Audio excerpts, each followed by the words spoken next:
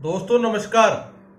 दोस्तों संजय सिंह जो कि आम आदमी पार्टी के एक नेता हैं, वो 6 महीने लगभग जेल में रहे, लेकिन 6 महीने बाद उनको बाहर आना पड़ा। कह लो कोई सबूत नहीं मिला या जिस भी बेस पर उनको जमानत मिली।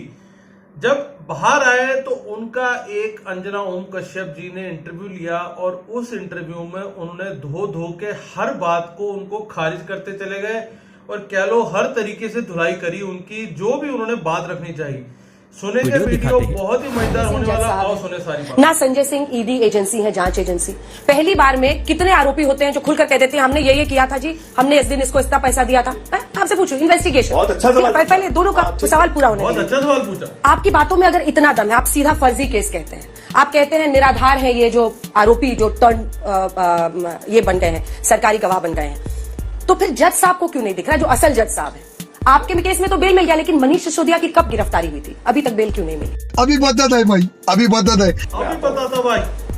पहली बात तो आपने कहा कि ना तो मैं जज हूं, ना तो केजरीवाल जी जज है, ना मनीष सिसोदिया जज है। आम आदमी पार्टी वाले तो जज नहीं है। बिल्कुल सही आपने कहा। तो नरेंद्र मोदी जी भी जज नहीं है, भारतीय जनता पार्टी वाले भी जज नहीं है, और ना ईडी वाले जज है, ना सीबीआई वाले जज है। अब फेयर इन्वेस्टिगेशन के जो तथ्य, मैं तो कोई अपनी तरफ से बात नहीं कर रहा हूं ना अंजना जी, जो तथ्य सामने है मैं तो वो कह रहा हूं। आप एक निष्पक्ष जांच एजेंसी हैं अगर, तो आपने 6 वो बयान जो अरविंद केजरीवाल के खिलाफ नहीं है उसको छिपाया क्यों? 10 वो बयान सनत रेड्डी के जो अरविंद केजरीवाल के खिलाफ नहीं है उसको छिपाया क्यों? तो जज ने फैसला थोड़ी नहीं दिया अरविंद केजरीवाल जी के खिलाफ। आप मुझे बताइए। बेल ना मिलना गलत प्रक्रिया है। एकदम ठीक आपने कहा। मैं आपसे कहता हूं, आप कहती हैं भाई न्यायालय से न्याय नहीं मिला। नहीं, ये नहीं कहा बेल नहीं मिली, ये कह रहा हूं पार्लियामेंट से कोई फैसला नहीं हो पाएगा। लेकिन मैं ये कह रहा हूं कि ये तो है कि सुप्रीम कोर्ट ने आपको बेल दे दी, मनीष सिसोदिया को अभी तक क्यों नहीं? इतने बेल ना मिलना किसी का दोष सिद्ध हो गया, ये नहीं होता है अंजना जी। पर आपने तो ठीक बताई है ना कि अब जेल के ताले टूट गए, केजरीवाल भी निकलेंगे। हमारा विश्वास है निकलेंगे, क्योंकि उन्होंने कोई गुनाह कोई गलती की ही नहीं। रिश्वत तो लिया है भारतीय जनता पार्टी ने। 55 करोड़ का घोटाला भारतीय जनता पार्टी ने किया है। 9 नवंबर को गिरफ्तारी होती है सनत रेड्डी की, 10 नवंबर की गिरफ्तारी होती है, 15 नवंबर को पहले 5 करोड़ रुपए की पेशगी वो चलाता है भारतीय जनता पार्टी को, और 55 करोड़ की रिश्वत देता है। ये जिस केजरीवाल आप बात कर रहे हैं वो 2021 से इलेक्टोरल बॉन्ड्स और पैसा बीजेपी को दे रहा है। बहुत अच्छा। 66%। उसकी अरेस्ट के बहुत पहले की बात है, 1 साल पहले की बात है, तब से वो इलेक्टोरल बॉन्ड्स दे रहा है। 3 हिस्से हैं इसके। दूसरा, 66% उसका पैसा गया है बीजेपी को। बीआरएस को भी वो 2022-23 लगातार इलेक्टोरल बॉन्ड्स और पैसा दे रहा है, टीडीपी को दे रहा है। तो अगर ये राजनीतिक उगाही है तो वो बीआरएस को पैसा क्यों दे रहा था, जिसके साथ आपकी करीबी का आरोप है? बहुत बढ़िया आपने सवाल पूछा। बहुत बढ़िया सवाल है। भारतीय जनता पार्टी जो देश की सबसे बड़ी पार्टी है, जो दिल्ली के ऊपर दिल्ली की सरकार पे शराब घोटाले का आरोप लगा रही है, उसको तो मालूम है ना कि राघव रेड्डी कौन है, मंगुंटा रेड्डी कौन है, उसको तो पता है ना अंजना जी। पता है कि नहीं बताइए आप? और उसकी गिरफ्तारी हो रही है, ये भी उनको पता है। उसको किंग पिन बताया जा रहा है, मुख्य इस घोटाले का घोटालेबाज बताया जा रहा है, ये भी ईडी को पता है। मनीष सिसोदिया के अकाउंट सीज हो जाएंगे, बाकी लोग जो गिरफ्तार होंगे अकाउंट सीज हो जाएंगे। उसका अकाउंट कैसे नहीं सीज हुआ मुझे बताइए आप? 10 नवंबर की गिरफ्तारी के बाद 15 नवंबर को उसके 5 करोड़ रुपए भाजपा को चंदा कैसे चला गया?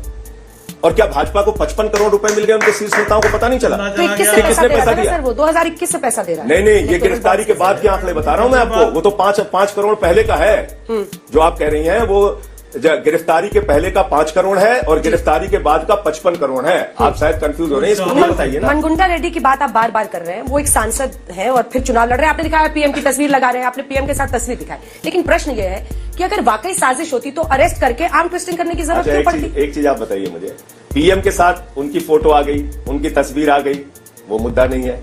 वो प्रधानमंत्री का फोटो लगा के वोट मांग रहा है जनता से, वो मुद्दा नहीं है। लेकिन केजरीवाल के साथ उसने अपने चैरिटेबल ट्रस्ट के लिए जमीन मांगने के लिए एक सांसद के तौर पे मीटिंग की, वो मुद्दा है। वो आधार है गिरफ्तारी का केजरीवाल जी की। ओ भाई साहब, ये आरोप है। ऐसा लग रहा है कि आपकी पार्टी एक लीडरशिप क्राइसिस फेस कर रही है।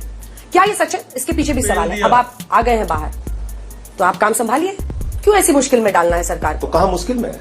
तो कौन कैबिनेट की बैठक कैसे होगी? किस प्रकार से मुश्किल में है कैबिनेट की बैठक कैसे? देखिए अंजना जी, भाजपा की चालबाजियों को, राजनीति को हम लोग खूब समझते भी हैं और उनसे खूब मुकाबला भी हमने किया है। मणिपुर में 1 साल तक हिंसा होगी, एक फौजी की पत्नी को निवस्त करके घुमाया जाएगा, हिंसा की आग में मणिपुर को झोंका जाएगा, और वहां इस्तीफा नहीं होना चाहिए मुख्यमंत्री का। देश के गृह राज्य मंत्री का बेटा 4 किसानों को अपनी जीप से कुचल देगा, उसका इस्तीफा नहीं होना चाहिए। हमारी पहलवान बेटियों को न्याय नहीं मिलना चाहिए। केजरीवाल जो अच्छी शिक्षा दे रहे हैं, बिजली दे रहे हैं, पानी दे रहे हैं, बस की फ्री यात्रा दे रहे हैं, बुजुर्गों को तीर्थ यात्रा करा रहे हैं, उनका तुरंत फर्जी मुकदमे में गिरफ्तार करो, इस्तीफा करो।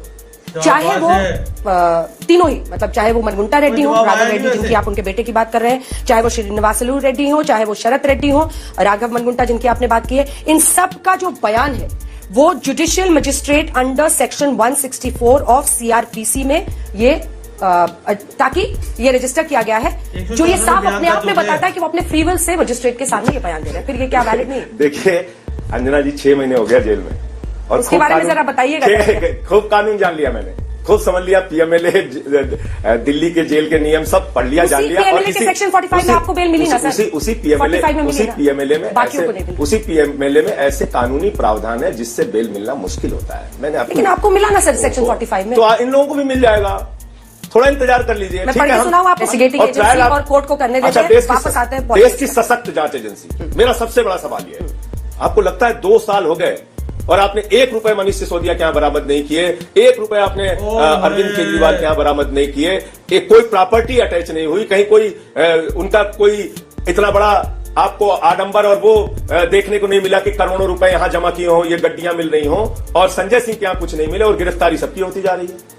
तो सबूतों के साथ मेल कहां कर रहे हैं बयान? पॉइंट है भाई, आपने बिल्कुल ठीक कहा, क्योंकि आपने कहा तो मैं एजेंसी का इस पर पक्ष रख दूं आपके सामने। आपने बिल्कुल एजेंसी का पक्ष क्या है? 164 में दिया गया बयान मजिस्ट्रेट के सामने का बयान होता है, माना जाता है फ्री विल में स्वतः दे रहे। ठीक है, लेकिन एक बात और जान लीजिए आप, सेक्शन 50 का जो बयान होता है वो भी उतना ही महत्वपूर्ण है। जब सेक्शन 50 का बयान मुझसे लिया गया अंजना जी, तो मैं अपना फिर नहीं बोलता हूं, चलिए, जिससे भी सेक्शन 50 का बयान लिया जाता है उसको ये बताया जाता है ईडी के द्वारा, जिससे भी लिया जाता है, और आप चाहे ईडी के अधिकारियों से कंफर्म कर लीजिएगा अगर मैं कुछ गलत कह रहा हूं तो, उसको ये बताया जाता है कि देखो अगर तुमने सेक्शन 50 में कोई गलत बयान दिया तो ये प्रावधान है कि तुम्हें उसके खिलाफ कार्रवाई होगी। ये प्रावधान है सेक्शन 50 का।